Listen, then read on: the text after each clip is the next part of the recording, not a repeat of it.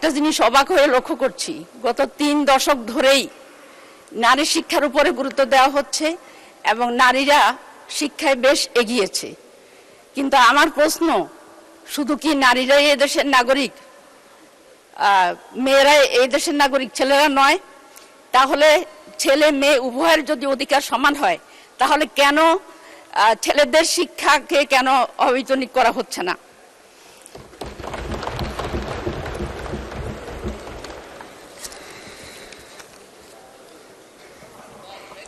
এশিয়ার উন্নয়নশীল দেশগুলোর দিকে যদি আমরা তাকাই, তাহলে দেখব যে শিক্ষার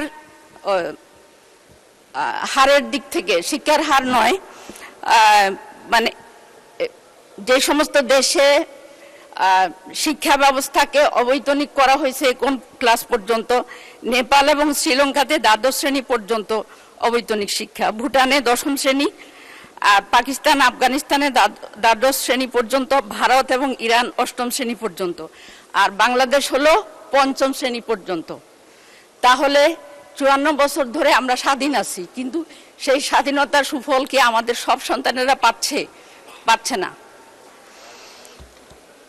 দ্বিতীয়ত, আমাদের এবারের বাজেটে বলা হয়েছে আমাদের ক্লাস মানে 5ম শ্রেণী পর্যন্ত, মানে আমাদের যে প্রাথমিক বিদ্যালয়, সরকারি প্রাথমিক বিদ্যালয়ের শিশুরা পাবে, তারা মধ্যাহ্ন খাবার পাবে, আবার তারা পোশাক পাবে। তো প্রাথমিক বিদ্যালয়ে, সরকারি প্রাথমিক বিদ্যালয়ে কতজন শিশু পড়ে, আর বেসরকারি প্রাথমিক বিদ্যালয়ে কতজন শিশু পড়ে? এর ডাবলেরও বেশি শিশু বেসরকারি প্রাথমিক বিদ্যালয়ে পড়ে।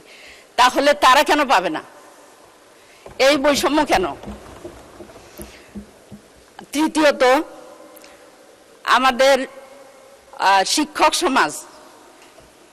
সমাজ তারা যেই ট্রেনিং পাচ্ছে, সরকারি বিদ্যালয়ের শিক্ষকরা যে ট্রেনিং পান, বেসরকারি বিদ্যালয়ের শিক্ষকরা কিন্তু ট্রেনিং সেভাবে পান না, এবং তাদের জীবনযাত্রার মানও অনেক নিচু, তারা অনেক কম বেতনে তাদের কাজ করতে হয়, এবং দেখা যায় যে মাসের পর মাস তারা বেতন পান না।